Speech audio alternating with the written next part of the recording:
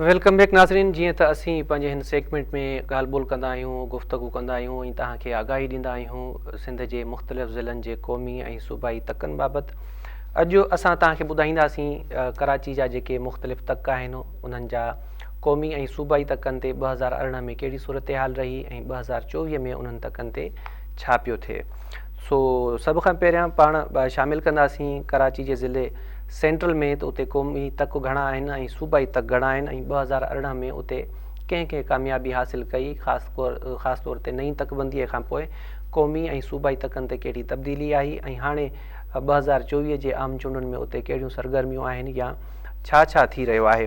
सो सभ खां पहिरियां पाण शामिलु कंदासीं क़ौमी तकनि जा तफ़सील। त कराची सेंट्रल में टोटल 4 क़ौमी तक आहिनि, जंहिंजी शुरूआति NA 253 खां थिए थी ऐं NA 256 ते उनजी पुॼाणी थिए थी।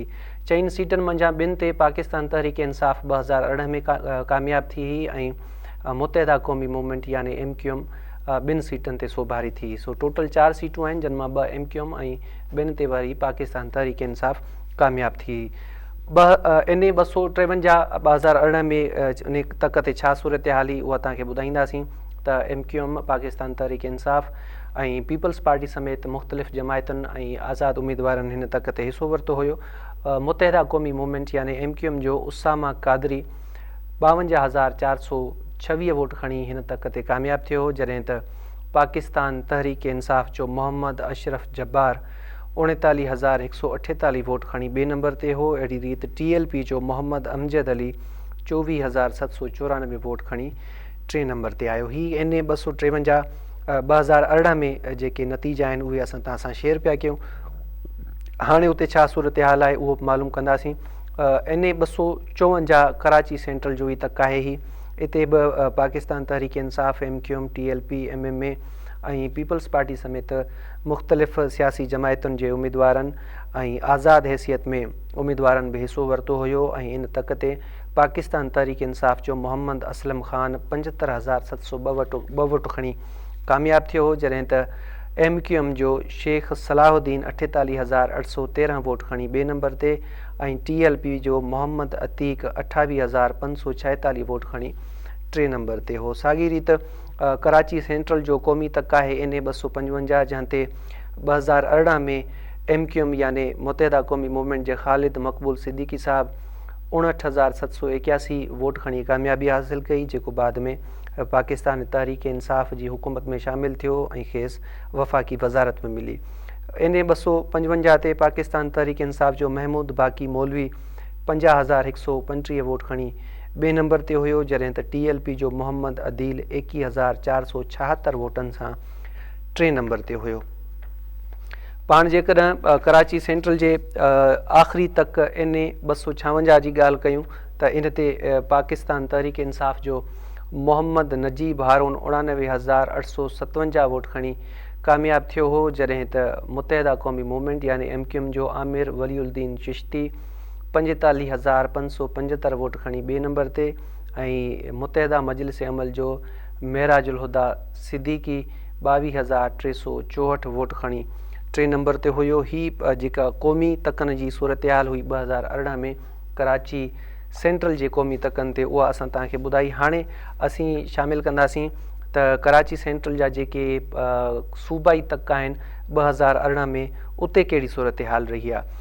सो जेके कराची सेंट्रल जा सूबाई तक आहिनि उन्हनि जी शुरूआति PS 123 खां थिए थी ऐं PS 130 ते ख़तमु थिए थी। ही 2018 जा जेके सूबाई तक हुआ कराची सेंट्रल ज़िले में, उन बाबति तव्हांखे ॿुधायूं पिया, जंहिंजी शुरूआति PS 123 खां थिए थी। त इन तक ते MQM PTI ऐं पीपल्स पार्टी समेत मुख़्तलिफ़ जमायतुनि ऐं आज़ाद उम्मीदवारनि हिसो वरितो हो। मुतहदा क़ौमी मूवमेंट यानी MQM जो वसीमुद्दीन कुरैशी 28,161 वोट खणी कामयाबु थियो हो, जॾहिं त पाकिस्तान तहरीक इंसाफ़ जो फैज़ान मुस्लिम 20,574 वोट खणी 2 नंबर ते, TLP जो सैयद असलम अहमद कादरी 8,739 वोट खणी 3 नंबर ते आयो। PS 124 कराची सेंट्रल जी पाण ॻाल्हि कयूं त 2018 में हिन तक ते मुतहदा क़ौमी मूवमेंट यानी MQM कामयाबु थी। MQM जो ख़्वाजा इज़ारुल हसन 26,162 वोट खणी कामयाबु थियो। ख़्वाजा साहब कंहिं ज़माने में क़ौमी असेंबली जा अपोज़िशन सिंध असेंबली जा अपोज़िशन लीडर रहिया आहिनि। इन साॻे तक ते TLP जो मोहम्मद फ़ारूक 17,909 वोट खणी ॿिए नंबर ते हो, जॾहिं त पाकिस्तान तहरीक इंसाफ़ जो फ़रहान सलीम 11,198 वोट खणी टे नंबर ते हुयो।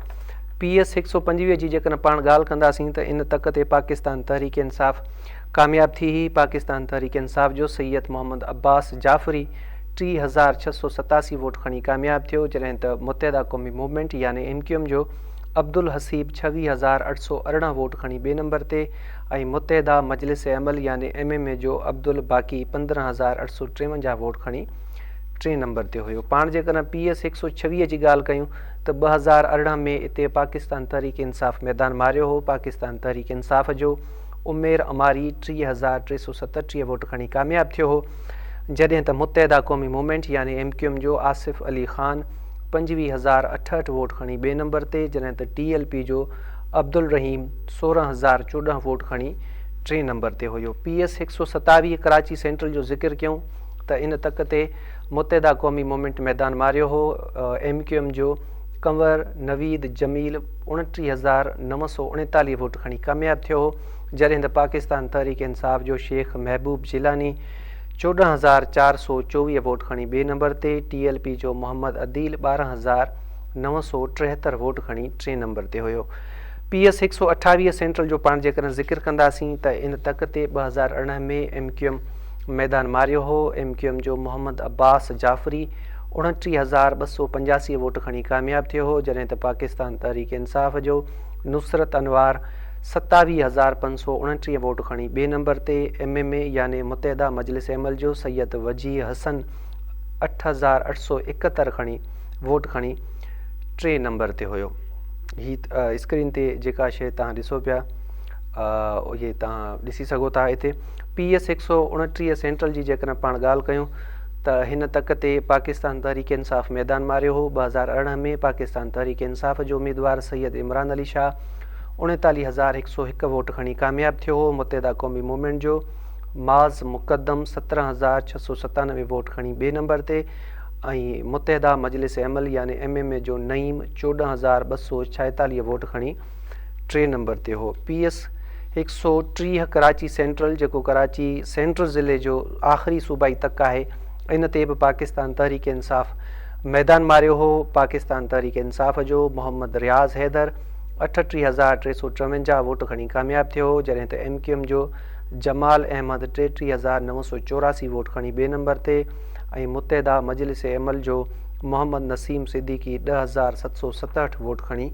टे नंबर ते आयो। कराची सेंट्रल ज़िले में जेका 2018 जी सूरत हाल ही क़ौमी ऐं सूबाई असेंबलियुनि बाबति उन बाबति तव्हांखे आगाह कयोसीं। हाणे छा सूरत हाल आहे कराची सेंट्रल ज़िले में, ख़ासि तौर ते नई तकबंदीअ खां पोइ, इन हवाले सां असां गुफ़्तगू कंदासीं। कराची मां धरती TV जे रिपोर्टर इमदाद सूमरा असां सां लाइन ते मौजूदु आहे। इमदाद, अस्सलाम वालेकुम।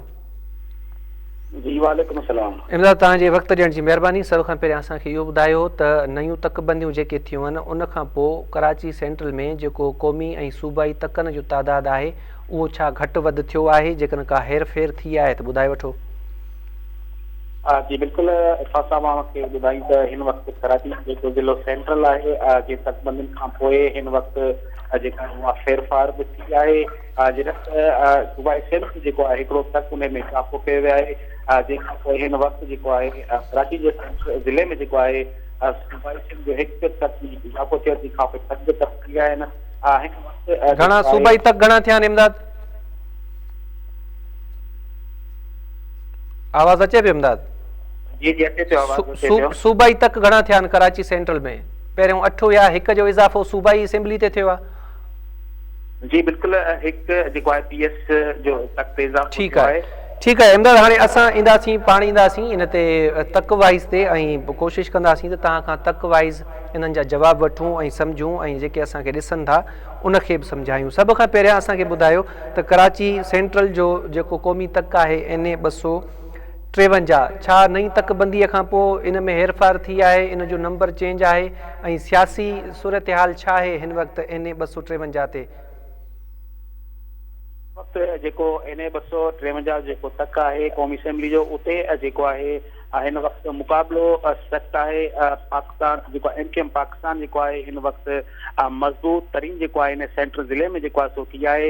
लेकिन हिकिड़ो ॿियो बि तक आहे, उते बि जेको आहे सो पीपल्स पार्टी जेको आहे उते मज़बूत आहे। जॾहिं त कुझु जेको आहे सो अहिड़ा सियासी जेकी उमेदवार जेकी आहिनि उन्हनि जेको आहे सो पीपल्स पार्टी में बि जेको आहे सो शमूलियत अख़्तियार करे, जंहिंखां पोइ पीपल्स पार्टी थी सघे थो सेंट्रल ज़िले में जेको आहे ईंदड़ इलेक्शन में जेको आहे सो विन करे। अच्छा, 253 जो नंबर चेंज थियो आहे नई तकबंदीअ खां पोइ? हा, न उन में जेको आहे सो 1 ऐं 2 कयो आहे। जीअं पहिरियां हुयो मतिलबु त 253, हाणे उन में 1 ऐं 2 अची वियो आहे। मतिलबु त उनमें इज़ाफ़ो न थियो, बल्कि उन CS जेकी तक उन में हिकिड़ो सिर्फ़ु इज़ाफ़ो थियो आहे। ठीकु आहे, क़ौमी असेंबली जा बरक़रार आहिनि, नंबरिंग बि सेम आहे? सेम आयो आहे, सिर्फ़ु 1 2 3 थियो आहे, सिर्फ़ु इहो ई बसि थियो आहे। अच्छा ठीकु आहे, 253 जो जेकर पाण जाइज़ो वठूं था त 2018 में MKM जो उम्मीदवार इन ते कामयाबु थियो, सेकंड नंबर ते PTI जो हुयो। पीपल्स पार्टी जो पाण जाइज़ो वठूं त उनजो 7हों नंबर आहे। हाणे PTI चूंड अमल खां ॿाहिरि आहे त 253 समेत जेके क़ौमी तक आहिनि उते कंहिंखे तव्हां ॾिसो था त PTI जे न हुजण सां फ़ाइदो थींदो? जी बिल्कुलु, हिन वक़्तु अगरि ॾिसिजे त 2024 जी इलेक्शन में सेंट्रल ज़िलो जेको आहे उते हिन वक़्तु पीपल्स पार्टी ऐं MKM जो सख़्तु मुक़ाबिलो आहे।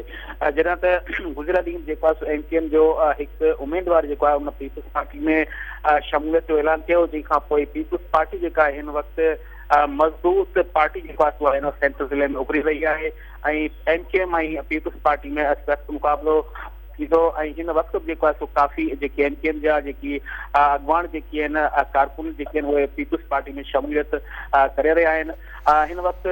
अच्छा इमदाद, इहो ॿुधायो त NA 253 ते हिन वक़्तु कहिड़ा कहिड़ा उम्मीदवार मैदान ते आहिनि?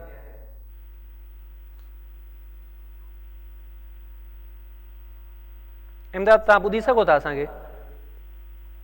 जी बिल्कुलु, आवाज़ अचे पियो। हिन वक़्तु जेको आहे MKM जो जेको आहे उमेदवार जेको आहे हिन वक़्तु हिते फारूक सतार जेको आहे हिते मैदान ते लथल आहे।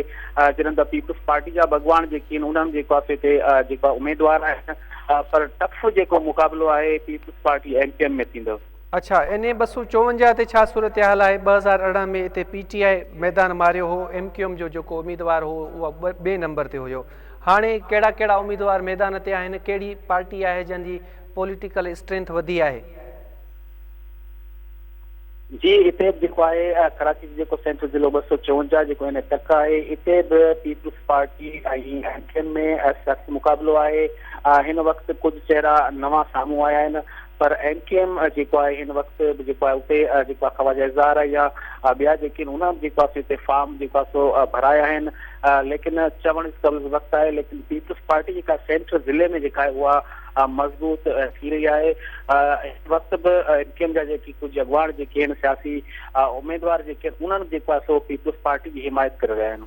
अच्छा इमदाद, हिकिड़ी ॻाल्हि असांखे सम्झायो त पाण जेकर क़ौमी तकनि जो 2018 जे रिज़ल्ट जो जाइज़ो वठूं था त उते पाकिस्तान पीपल्स पार्टी जो 6हों या 7हों नंबर अचे थो, त तव्हां ही ॿ दफ़ा चई विया आहियो त पीपल्स पार्टी जेको आहे सो ग्रोथ करे थी। ॿुधाए सघो था कहिड़ा रीज़न आहिनि जंहिंजी बुनियाद ते तव्हांजो इहो एनालिसिस आहे या तव्हां सम्झो था त जेका पीपल्स पार्टी आहे उन ग्रोथ कयो आहे या अॻिते हली टफ टाइम ॾींदी?